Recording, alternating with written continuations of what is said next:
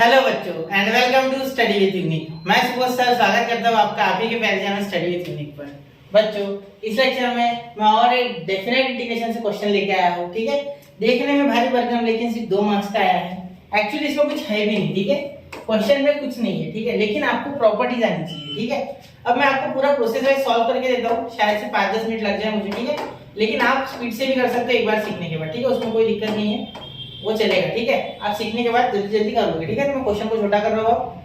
ठीक है, चलो ये मिटा दो, समझ गए ना 2 मार्क्स के लिए। एक मिनट क्या हो गया ये सर, बिल्कुल ठीक है, अब हो गया। चलिए तो अब इस क्वेश्चन को थोड़ा छोटा कर देते हैं। ठीक है, दिख रहा होगा ना आपको। ठीक है, अब ऐसा क्वेश्चन जब भी दिखे तो उसमें सबसे पहले तो लिमिट चेक करना है। अब यही क्वेश्चन अगर इंडेफिनाइट में होता तो ज्यादा ही लंबा हो जाता, लेकिन ये डेफिनाइट में आ गया तो ये शॉर्टकट है। ठीक है, क्यों? क्योंकि लिमिट देखो, लिमिट अगर आप ध्यान से देखोगे तो लिमिट इसकी है -π/2 से π/2। ठीक है, और यहाँ है sin x का पावर 4, यहाँ sin x का पावर 4 प्लस cos x का पावर 4 और यहाँ dx। ठीक है, चलो अब सुनो मेरी बात। यहाँ अगर आप ध्यान से देखोगे, ठीक है, एक मिनट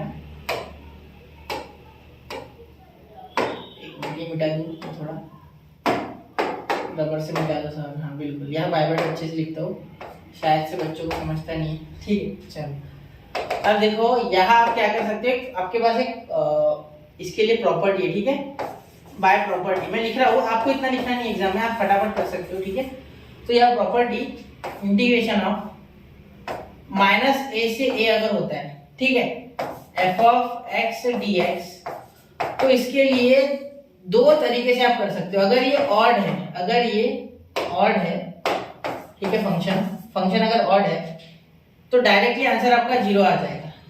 लेकिन अगर फंक्शन इवन है, अब ऑड इवन कैसे चेक करते हैं, अगर पहली बार देख रहे हो तो भी मैं बताऊंगा। ठीक है, अगर आपने आज तक ऐसा क्वेश्चन नहीं देखा है तो भी बताऊंगा, रुको ये ऑड है।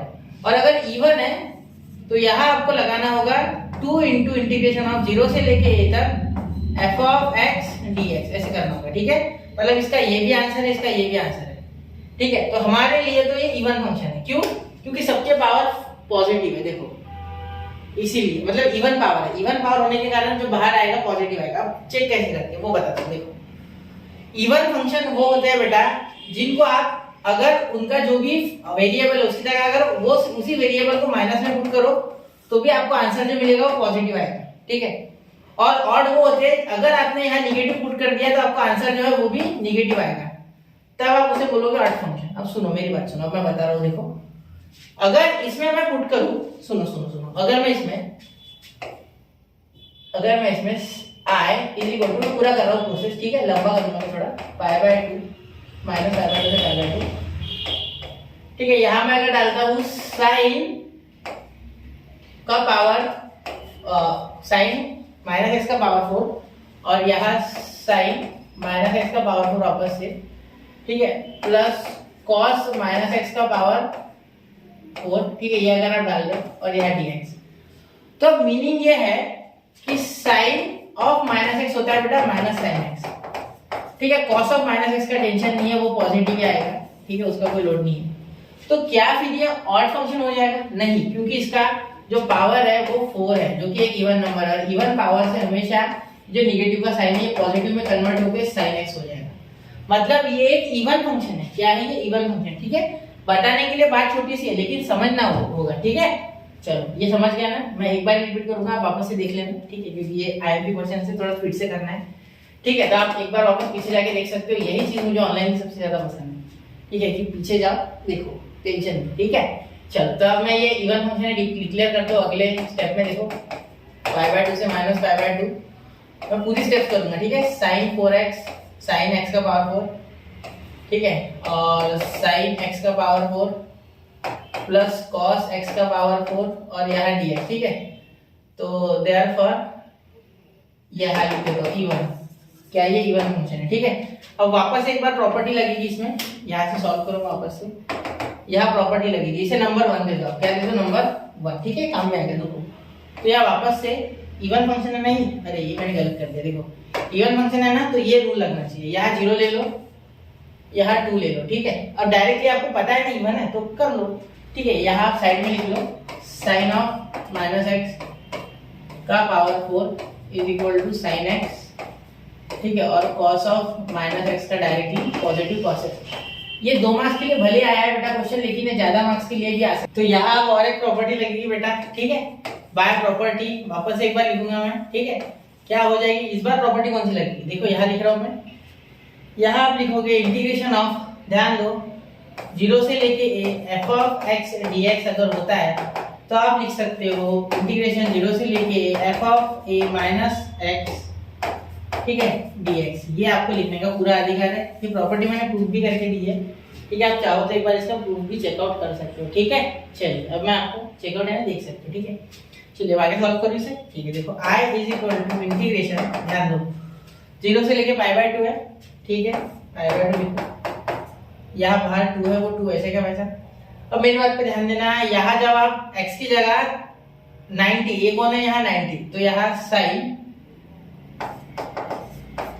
90, ये लिमिट है, ये लिमिट है, upper limit 90 minus x upon sine 90 minus x, ये पावर 4 देना भूलना मत, ठीक है, प्लस कॉस 90 माइनस एक्स का पावर 4 dx। ऐसा करोगे तो यहाँ मीनिंग होगा आपका, देखो ध्यान देना, कॉस का पावर 4x 90 माइनस थीटा, तो ये साइन x, ये बन गया कॉस, ये बन गया कॉस, ये बन गया साइन, ठीक है। क्योंकि साइन 90 माइनस एक्स करो या कॉस 90 माइनस एक्स, क्या में कन्वर्ट हो जाते हो, साइन कॉस का और कॉस साइन में, ठीक है।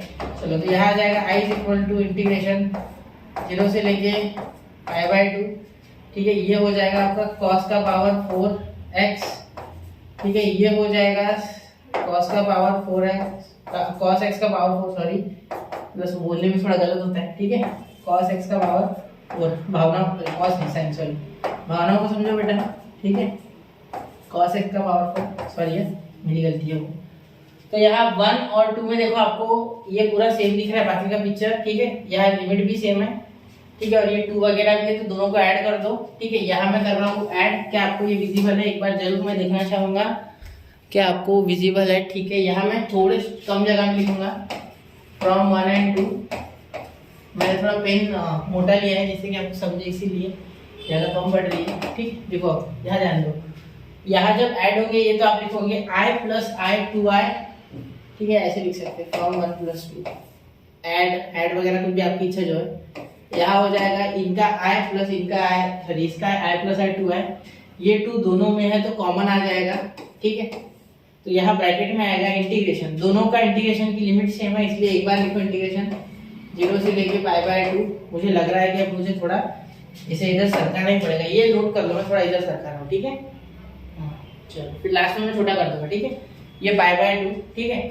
फिर यहाँ मैं इसे एक साथ लिख लूंगा, इसे और इसे, ठीक है। देखो बेस सेम है दोनों का, ये देखो और ये देखो, ऑब्जर्व करो, ठीक है, देखो सेम टू सेम है दोनों में बेस, देखो ये देखो और ये देखो सेम टू सेम बेस है। तो डिनोमिनेटर एक बार लिखोगे तो क्या हो जाएगा, वो साइन का पावर 4x प्लस कॉस का पावर 4x, कॉस x का पावर 4, सॉरी बार बार मैं ऐसे बोल रहा हूँ, साइन x का पावर 4 और यहाँ कॉस x का पावर 4, इनके हो जाएंगे एडिशन, है ना, प्लस कॉस x का पावर 4, ठीक है, और यहाँ हो जाएगा dx इधर लिख लेते ना। तो ये देखो ये कट गए एक दूसरे से, तो क्या आ गया, 1 आ गया, तो यहाँ ये 2 भी कैंसिल, तो i इज इक्वल टू, ध्यान देना, इंटीग्रेशन 0 से लेके π/2 और यहाँ 1 बचा सिर्फ dx। तो ये आपके पास आया i is equal to x in bracket 0 से लेके π/2, तो i is equal to x की जगह क्या आ गया बेटा, π/2, ठीक है। तो आपका जो आंसर आया है वो आया है π/2, ठीक है। तो मैं इसे छोटा कर रहा हूँ, ये 2 प्रॉपर्टीज बहुत इंपॉर्टेंट है, ये आपको याद होनी चाहिए, ठीक है, तभी आप क्वेश्चन को हिला पाओगे। और क्वेश्चन से पहले मैंने प्रॉपर्टीज का ऑलरेडी लेक्चर बनाया है, एक 12 मिनट का है और एक 1 घंटे का पूरा प्रूफ के साथ है। तो हो सके तो 1 घंटे वाला देखो, 12 मिनट वाला देखो भी मत, क्योंकि उसमें शॉर्ट में बताया है, ठीक है, पूरा बेसिक से पढ़ना है, तो एक बार देख लो, क्योंकि प्रॉपर्टीज डेफिनेट इंटीग्रेशन में एक बहुत ही इंपॉर्टेंट पार्ट है। 30 to 40% काम आपका प्रॉपर्टीज कम कर देंगे, ठीक है। तो नोट कर लिया बच्चों, कर लो 1 2 3, हो गया। चलिए तो मिलते हैं अगले लेक्चर में, पढ़ते रहे, आगे बढ़ते रहे, ऐसे आईएमपी क्वेश्चन सीरीज से जुड़े रहे। जय हिंद, जय भारत।